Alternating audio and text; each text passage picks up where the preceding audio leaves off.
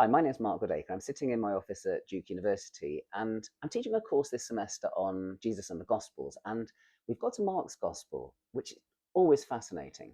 And this is really the story of Christ crucified. Right from the beginning of the Gospel, we get the establishment of who Jesus is, the beginning of the Gospel of Jesus Christ, 1 verse 1. And by the time you get to the midpoint of the Gospel, end of chapter 8, Peter confesses Jesus as the Christ. You are the Christ at Caesarea Philippi. But then you get a pivot.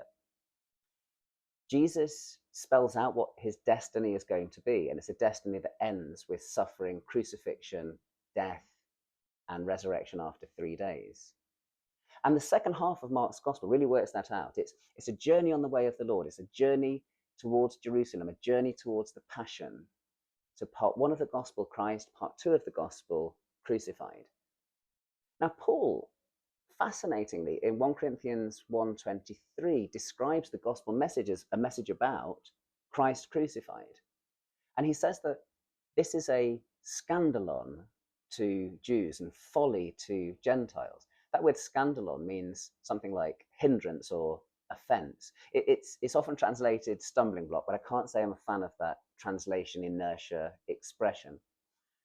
But what's so interesting is that that idea of the crucifixion of Jesus as being a scandal, that a Messiah could die before taking up his reign, that's something that comes very clearly in Mark's gospel too.